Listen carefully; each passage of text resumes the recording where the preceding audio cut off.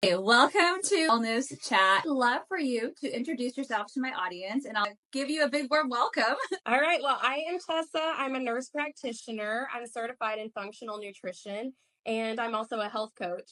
I'm 12 years married to my high school sweetheart, and we have two little boys, 5 and 2, who keep us super busy and running. I am a lover of the outdoors, matcha latte, health and wellness, just all the things. Tell us a little bit about how you got into becoming a nurse practitioner and into the holistic sphere of things. What intrigued you, or what got So honestly, it just started with my personal journey, just not feeling well in my 20s. And then, so I went on a deep dive and read a bunch of books on holistic medicine and nutrition, whole food nutrition, things like that. And I started implementing that in my own life and in my family. And that's when I was like, man, there's something to this. We have a problem in the United States with our nutrition. I could tell the difference in me. And so I wanted to start implementing that in my patients and clinic. I think that's if all of us are like on this path of holistic healing or holistic approach. And some people are like, what are you guys even talking about? But I feel like usually it's stems from within what we're experiencing, what we're going through, and Yeah. we get curious and then you dive into it and we meet others who are experiencing the same thing. We're like, our standard American diet, our society not on the right path, I guess you can say. There's a lot of things that are great, but there's so many things that are keeping us sick and holding us back. And that's why we're going to talk about Right. whole nutrition, because I think that's a big part of what's holding people back. Right. My name is Wendy De La Rosa. I am from Soledad, California. I've been in the holistic industry for about 5+ years. I am a health coach, as well as I'm a Faster Way certified coach as well. And so I help others heal from within. My journey kind of started from when I was young. I was on birth control for a long time, and I dealt with cystic acne, and I could never understand what was happening to my body. The doctors kept giving me the band-aid approach, birth control to antibiotics, and it just wasn't ever getting better. It was just like a quick fix, a band-aid approach. And so I really started diving into it for the past years. I went on my whole holistic journey and realized, wow, people need to be aware of what's going on and how we actually can help and heal our body naturally without these prescription drugs or these toxic medicines or procedures. And I am just super excited to be sharing this, and hopefully you guys can learn something today from us. And our DMs are always open. We're always willing to chat, and we do share some fun recipes and tips and tricks on biohacking your life. So you guys, we're here for you. We want to create a conversation. So let's start off first so what is the SAD diet? Because people hear that term and are like, what are you guys even talking about? Why do you call it Yeah. SAD? What is the SAD diet? How does this even work? Yeah, it's literally sad. So it's the standard American diet. It's the Western diet that is just full of processed foods, ultra processed foods that are ripped of their essential nutrients and usually have that fat and sugar and salt added in, which makes them really hyper palatable and easy to overconsume, which is also driving the obesity crisis in the United States. Yeah. I think one thing when I was first started understanding in like into books and studies and courses is you start realizing that the food that's out there, the way it's processed. So let's talk a little about the process and how that breaks down and what does that even mean? Like what are we talking about processed foods? Because I know you said like highly palatable, salty, sugary, like those are all things that we want to eat in food, I guess. A food that's not in its whole food form that they've taken and they created something else and added a bunch of ingredients in there. And one of the problems too is there's a bunch of ingredients in our pre-packaged foods that we can't even pronounce. So that's a big deal when you're talking about putting something in your body and just your toxin load and your cell health, inflammation, chronic inflammation, that kind of thing. So yeah. Wow. And that, if you think about it, like when we go and we're in school, we don't really learn about nutrition at all. Like we're here, you guys, here's your free lunch, or you bring lunch from home. And we just eat what they're serving us, and we don't really understand what's in it. I mean, some people are like, this just tastes like cardboard. This doesn't taste right. Like your body kind of intuitively knows that this is really not the best thing to be eating. But since like with marketing and, it's just always in our face with, fast food restaurants and like these beautiful packages, we seem to be like tricked that this is good for us. It's actually healthy for us. I know you shared a reel yesterday about like what you thought kind of like healthy eating was. And I think that's so funny because like when you're first beginning, you really think you're just doing a really good swap. Like you're swapping out one packaged food for another packaged food. Can you tell me why did you pick some of those? Why did you think they were healthy, or what made you give that perception that those foods were healthy for you versus now how you think? Yeah, so I think there's a cultural norm that tells us that this is high protein, this is healthy. This is a protein powder, but it's got 30 different ingredients in it, but it's healthy. You're going to hit your protein goal or 100 calorie snack packs, but honestly, like it down to real food and whole food nutrition. So even though you might be consuming some things that you feel like is going to drive you to your goal, you are putting things in your body that's actually working against you, creating inflammation in your body and that Mm, oxidative stress. mm. So, yeah. So, real food is always the winner.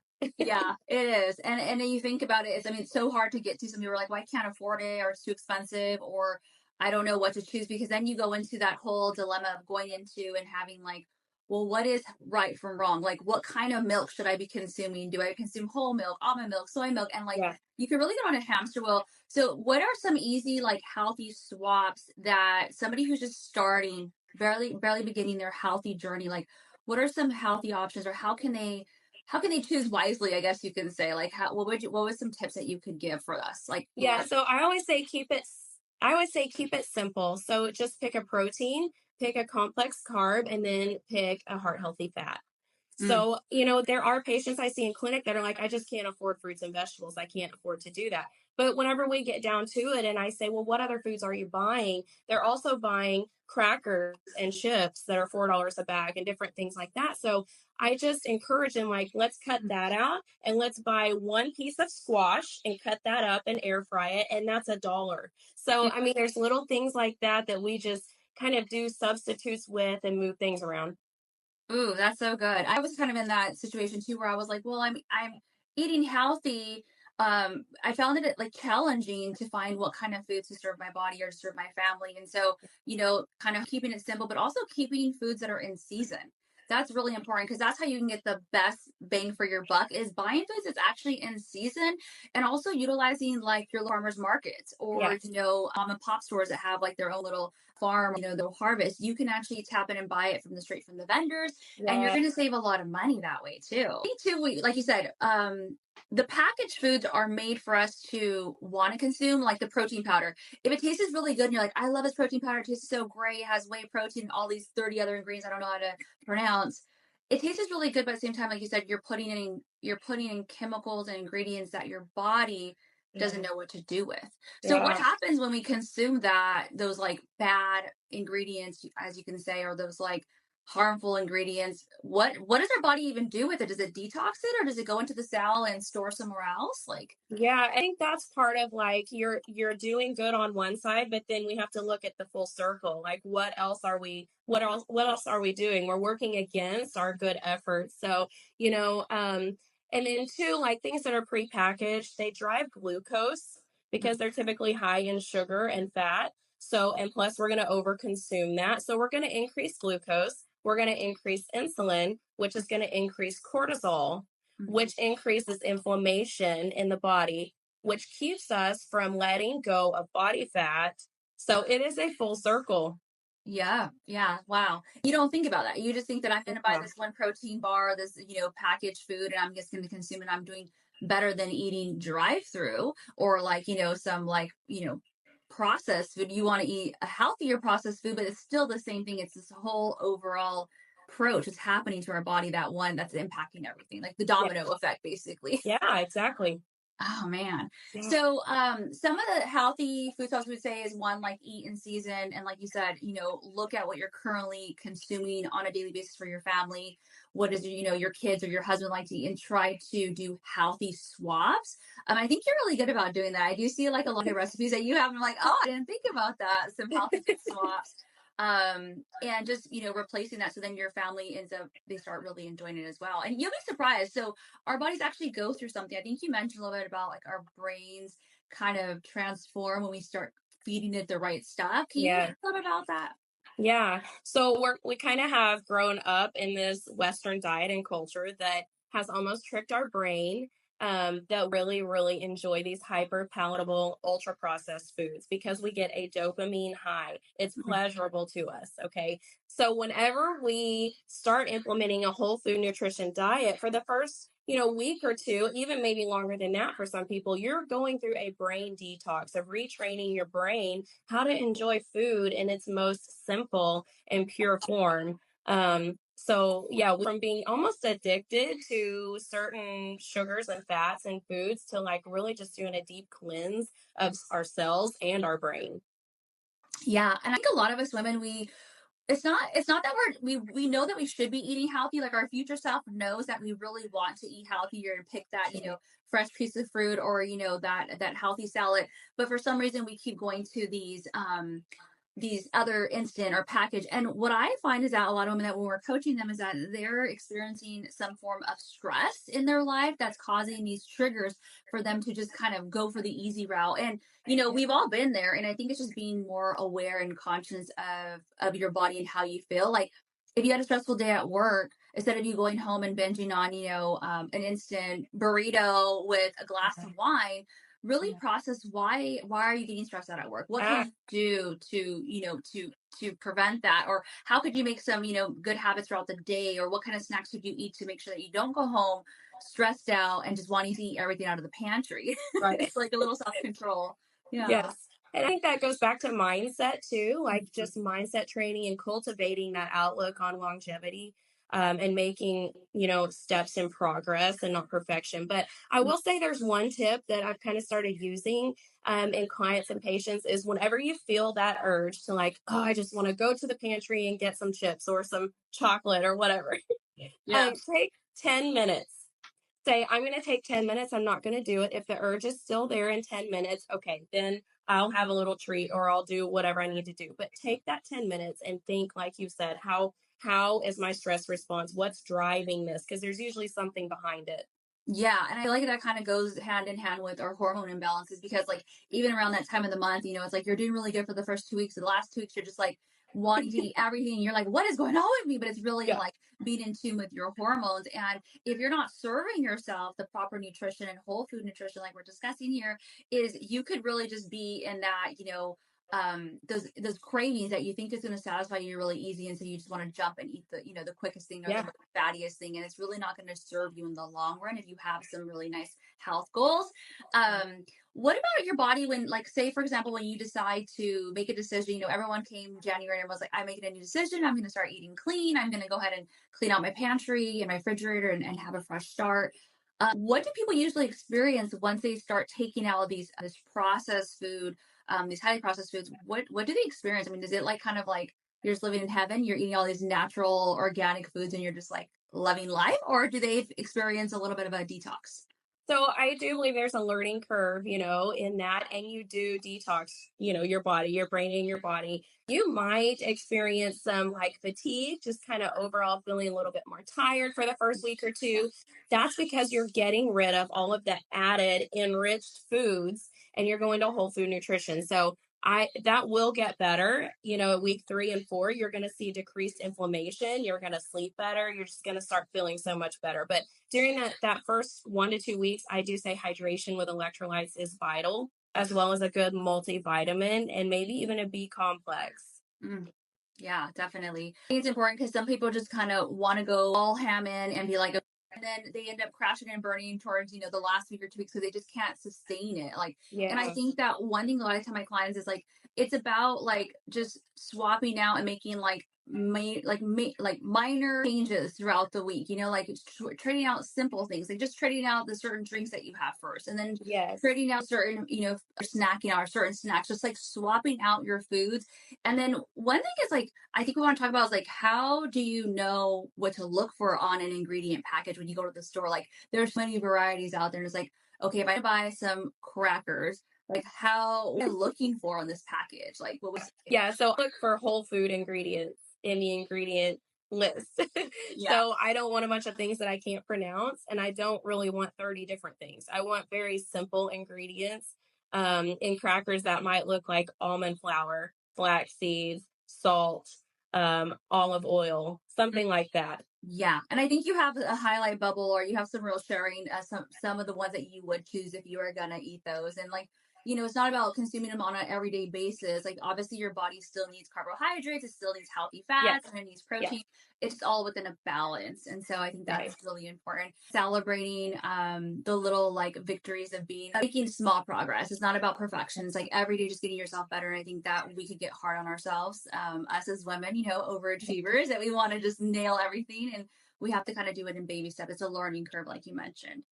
Love the motto, like 1%. So just, 1% better to, going back to that progress over perfection. So if you can just find something 1% to do better.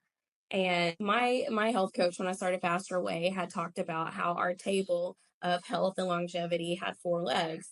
And so one day you may not hit all four legs. You may not hit your water mark or your movement mark, your steps per day, but your other legs are still there and your table is still standing. So Mm. that was really good. That's always stuck with me. Yeah, I think that's really great. Sometimes you think like, why didn't hit my steps today? That's it. This week I'm done. I'm over. But it's like, well, no, tomorrow you can make the best decision, or your Right. next meal can be the next best decision. And Yes. be in tune with your body. When we do need rest days, we do need days that we do need to like restore our body and our mind. Right. Um, with nutrition, I found it kind of bizarre that the American Standard Diet, they have all of these foods that are out on the market today that are either made with much processed food. And when we're saying processed, what it means is that they're taking the whole food form, like for example, corn. Corn, everyone knows corn. And if you look at most of the packages, everything has corn in it. And some people are Right. really sensitive to corn. They take that one whole form of corn instead of eating like corn on the cob. We're talking about whole foods. They're Right. taking that and they're processing it and putting other artificial flavorings, ingredients, and they're adding into it. For example, like corn syrup. Look at it; it's a white, it's syrup, it's sweet. They add it in so many different things, and they're taking that and they're modifying it and making these like Frankenstein foods. Yeah. Therefore, they're putting into our other food, and our kids are consuming it in our schools. There's all these different drinks that people are having. It really blows my mind that we're not more aware of that. We're not more aware of these foods that are highly toxic and not good for our bodies. Yeah. Um, and I think that's kind of where you're on the path and the mission to like helping others understand that if you just go back to the main form, the main whole food group, Right. you're going to do a Right. lot better. What are some whole foods? Because I think people get confused when they think of whole foods. They probably think of like the grocery store, and they just think of like Whole Foods. This is like some Right. term thrown around. Like, what do you mean, like for someone who's just been into instant food or into Pop Tarts and popcorn and macaroni and chicken nuggets? Like, what does that even mean? What isn't Yeah. that? Isn't a chicken nugget? Isn't a chicken nugget a whole food? Isn't Yeah. it? Yeah. So you don't have to shop at Whole Foods to be considered like having a whole food nutrition plan. But, a whole food plate would look like a chicken breast, rice, and asparagus, or a piece of salmon, a sweet potato, and broccoli. Like Mm, something like that. Or even make a concoction, a recipe with those things in it, but at least they're all whole foods together. mhm. So, Yeah. yeah. And then what is the difference between white rice and brown rice? Because if you think, well, I'm eating rice and this is great, and the enriched white rice, there's obviously different macros for that and macronutrition, but what's the difference between brown and white? Like there's a lot of difference between certain foods. Like that's still a whole Yeah. food. It's a Yeah. grain. Yeah, Yeah. right, right. And so when I buy rice, I'm super particular because it's very it can be highly toxic as far as chemicals and the things that they spray on it. So I try to buy regenerative farmed rice, organic, jasmine rice is my preference. Mm. Brown rice does have a little bit higher nutrient content, but I tend to eat both. And I love quinoa too. That's a great alternative to rice as well. Yeah, and they, like you said, they spray, the farmers do spray a lot of stuff on that. And that's what we're not Yeah. aware of either. We're thinking, well, we're eating just, I'm shopping at the store and I'm buying a bag of broccoli. What's the difference between broccoli, just the regular broccoli, and organic broccoli? There's all that different too. There's different labels. And one thing I learned was that when you go into shopping, like I said, you want to buy from the farmer, obviously straight from the farmer. You get it straight from there, and you know them. You know what they're spraying on their agriculture, on their dirt. You know what they're using. When you go to the store and you buy just a generic, mass broccoli, it may look really pretty and plump and green and fresh, and it's all hard, but they're also spraying stuff on there to keep it to look like that. So they have it in the grocery store sitting there for people to buy. So it looks really pretty and healthy, but it has stuff on it. So it's really important to make sure that you're washing it with, maybe apple cider vinegar, or you're letting it soak overnight. Or you could just go and buy the organic one, also do the same kind of cleaning technique. The organic ones usually don't have like a sticker or label on it. Sometimes they'll be wrapped with like the actual barcode, and it's usually just a 5-digit barcode, so you can know that you really are getting organic. They Yes. understand that if they're going to use a sticker on a banana, that sticker has adhesive, it has maybe some gluten, it has stuff on it, then it'd be transferring to your fruit. So they really are mindful when you go into the organic shopping, is that they usually wrap it with something because they don't want to cross contaminate anything on there. And if you go and just buy like a regular banana, you Yeah. have, a sticker on there, and that it's sprayed with certain stuff. So I think those are kind of when you're going to get a little bit more advanced, when you're actually removing from like the Frankenstein package, food, from crackers and bagels and donuts to now wanting to eat whole foods. There is a little bit of a difference when you're choosing the right kind of whole foods, right? Would you say Yeah. that's, yeah, Yeah. yeah. I agree. And you get different nutrients. And it's really important to, how do you know what to serve your body? Like, I mean, there's just so many different Yeah. diets out there as well. Yeah. Yeah. And that can be overwhelming for a lot of people who are like starting this wellness journey.